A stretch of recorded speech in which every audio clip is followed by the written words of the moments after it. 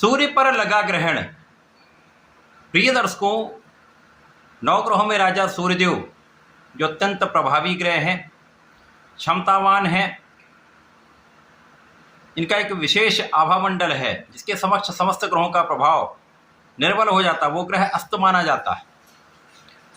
अनुशासन के कारक सूर्यदेव हैं, पिता के कारक सूर्यदेव हैं, शासन प्रशासन प्रशासनिक सेवाओं के कारक सूर्यदेव हैं, आत्मबल के कारक कॉन्फिडेंस के कारक सूर्यदेव तथा पिता के कारक राजतंत्र के कारक सूर्यदेव, राजनीति के कारक सूर्यदेव।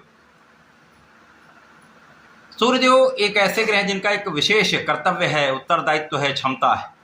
सूर्य के प्रथम किरण के इस पृथ्वी पर आगमन के साथ ही जीव जगत में प्राण का संचार हो जाता है, प्रकाश का प्रवाह हो जाता है। साक्षात देव सूर्यदेव है। इसी कारण से सूर्य का प्रत्येक परिवर्तन अत्यंत महत्वपूर्ण होता है। सूर्यदेव 15 जून को अपनी राशि का परिवर्तन करके मिथुन राशि में प्रवेश कर चुके हैं। मिथुन राशि इनके मित्र की राशि है, बुध की राशि है। बुध के साथ इनका गोचर आरंभ हो चुका है, परंतु ये जो गोचर है वो राहु की दृष्टि के प्रभाव में है। तो प्रारंभिक समय में जब तक सूर्यदेव 7-8 अंश बल प्राप्त नहीं कर लेते हैं तथा बुध का परिवर्तन नहीं हो जाता है, तब तक इस भाव पर कुछ नकारात्मक प्रभाव रहेगा।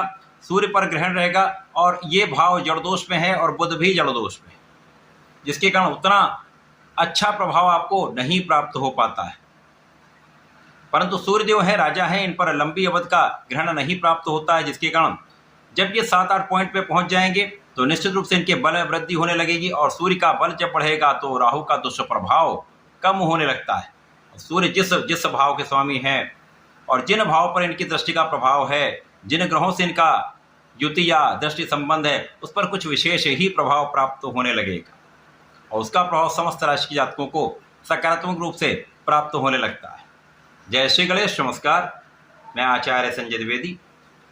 मेरे समस्त प्रबुद्ध दर्शकों का मेरे चैनल पर हार्दिक स्वागत है। प्रिय दर्शकों, आज मैं वृश्चिक राशि के लिए सूर्यदेव के इस राशि परिवर्तन पर पड़ने वाले ग्रहण के प्रभाव का तथा इस राशि परिवर्तन से कुछ लाभ मिल सकते हैं अथवा कहीं समस्या आ सकती है।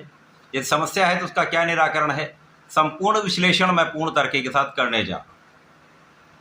प्रिय दर्शकों, इस राशिफल को आप अपने लग्न तथा राशि दोनों के अनुसार देख सकते हैं। अब वृश्चिक राशि मंगल की राशि है। मंगल और सूर्य का अतिमित्र का भाव है। वृश्चिक राशि के लिए सूर्यदेव आपके कर्मेश होते हैं। कर्म भाव के स्वामी का गोचर अष्टम भाव में आरंभ हो चुका है। अष्टम भाव जो त्रिक भाव है, निर्बलता का भाव है, ये क्षय का भाव है। यहाँ पर समस्त ग्रहों का प्रभाव निर्बल होता है। यद्यपि सूर्य को कोई त्रिक दोष नहीं लगता है, परंतु यहाँ पर ये अष्टम में होकर ग्रहण के कारण कुछ निर्बल अवश्य होंगे। अपने कार्यकत्व का कहीं न कहीं ये निर्बल प्रभाव प्रदान करेंगे। वृश्चिक राशि के लिए प्रारंभिक समय में आपके स्वास्थ्य में कुछ समस्या हो सकती है। खाने पीने में अनियमितता के कारण, इसी प्रकार से आंखों से संबंधित कुछ समस्या, गले के कुछ रोग, इस प्रकार की समस्याएं हो सकती, कुछ एलर्जी की समस्या हो सकती है। इसी प्रकार से समय में प्रारंभिक समय में आपके पिता का भाव भी पीड़ित रहेगा और पिता के कुछ स्वास्थ्य में समस्या हो सकती है। अतः यहाँ पर आपको अपना भी ध्यान रखना है, पिता के स्वास्थ्य का भी ध्यान रखना अत्यंत आवश्यक होगा। कर्म क्षेत्र में लोगों का प्रारंभिक समय में सहयोग नहीं मिल पाएगा। विशेष रूप से उच्चाधिकारियों का, सरकार का, सरकारी तंत्र का, प्रशासनिक सेवाओं का उतना लाभ आप नहीं प्राप्त कर पाएंगे। और यहाँ पर ऐसा भी हो सकता है कि उन कार्यों में, अब यदि आप हैं सरकारी सेवाओं में हैं, प्रशासनिक सेवाओं में हैं, राजनीति में हैं, तो प्रारंभिक समय में कहीं न कहीं एक डिफेम का योग भी बनेगा, अपयश का योग बनता है। तो यहाँ पर आपको कर्तव्यनिष्ठ रहना है, न्यायोचित रहना है, काम में किसी प्रकार की लापरवाही नहीं करनी है, निष्ठा के साथ अपने कार्य को करना है। अनुचित प्रकार से धन का लाभ नहीं लेना। यदि आपने इस समय ऐसी सावधानी रख ली तो इस समय में बड़े कष्ट का योग नहीं दिख रहा। यदि आपने किसी अनुचित प्रकार से धन अर्जित किया या किसी प्रकार से आपने अन्याय किया तो यहाँ पर अपयश भी मिलेगा और कानूनी समस्या का योग भी दिखता है। जैसे जैसे ये गोचर आगे बढ़ेगा और सूर्यदेव 22 जून तक 8 पॉइंट पर आ जाएंगे और 22 जून को बुध का राशि परिवर्तन नवम भाव में हो जाएगा, जहां पर ये गुरु और शुक्र के साथ पहुंच जाएंगे। अब यहां से इस भाव के स्वामी का जो प्रभाव है, जो दूषित प्रभाव है, वो समाप्त हो जाएगा और सूर्यदेव जब बलवान हो जाते हैं तो इनकी निर्बलता कम हो जाती है और ग्रहण का जो दोष है वो कम हो जाए, जिसके कारण कार्य क्षेत्र से लाभ का योग बन जाएगा। लाभ की निरंतरता आपको प्राप्त होने लगेगी और आप किसी भी कार्य क्षेत्र में हो, नौकरी में हो, व्यापार में हो या अपने प्रोफेशन में हो, तो यहाँ पर धन निरंतर आने लगता है।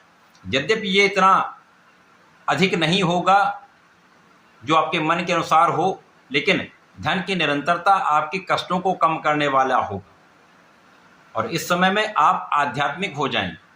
आपके पूजा पाठ में आपका मन लगेगा और आपको ऐसा करना भी चाहिए।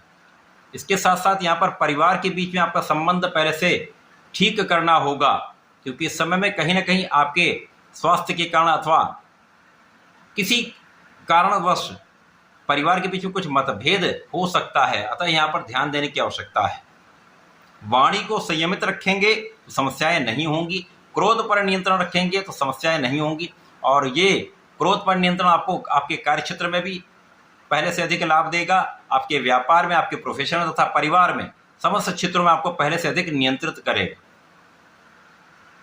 अब अष्टम भाव में सूर्यदेव हैं जो कर्म क्षेत्र के स्वामी होकर यहाँ पर गोचर कर रहे हैं।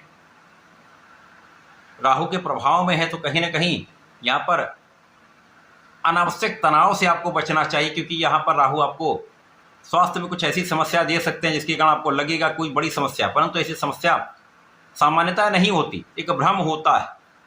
तो इस भ्रम से बचने की आवश्यकता है, अपने आत्मबल को बढ़ाने की आवश्यकता है और जब सूर्य का बल बढ़ने लगता है तो आपका आत्मबल भी बढ़ने लगता है, पिता का सहयोग भी मिलने लगता है, सरकारी सेवाओं से आपको लाभ मिलने लगता है। सरकारी तंत्र में हैं तो आपको उच्चाधिकारियों का सहयोग मिलने लगेगा और जो समस्याएं आ रही हैं या आ रही थी उनका निराकरण होना आरंभ हो जाए। यदि कुछ कानूनी समस्याएं हैं तो वहाँ पर भी उनसे निकलने का रास्ता आपको प्राप्त होने लगेगा। अब क्योंकि सूर्यदेव यहाँ पर बलवान होकर आगे बढ़ेंगे और मित्र की राशि की ओर आगे बढ़ेंगे, जिसके कारण इस समय विशेष में स्वास्थ्य तो आपका कुछ उतार चढ़ाव वाला रहेगा, लेकिन बड़ी स्वास्थ्य समस्याएं नहीं होंगी। आप इन समस्याओं का निराकरण पूर्ण रूप से कर पाएंगे। साथ ही साथ इस समय में आपका बुद्धि बल अच्छा हो जाएगा और बुद्धि बल जब अच्छा होता तो आप समस्याओं का निराकरण स्वयं कर पाते हैं। आप अपने धैर्य से, अपने निर्णय की क्षमता से, अपने विवेक से अपनी समस्याओं का निस्तारण कर पाए। सूर्य का ये परिवर्तन वृश्चिक राशि के लिए बहुत बड़ा लाभ प्रारंभ में नहीं देने वाला है। जब तक ये गोचर रहेगा आपको सावधानी रखनी ही रखनी है।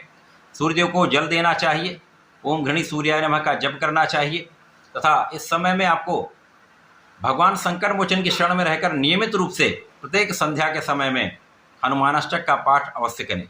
यदि प्रत्येक मंगल और शनिवार को 3-3 बार हनुमानाष्टक कर लेंगे, संकल्प लेकर करें तो सारी समस्त समस्याओं से आप बचते हुए आगे निकलेंगे, लाभ अवश्य प्राप्त करें। तो ऐसा करके इसका उपयोग करें। धन्यवाद, नमस्कार।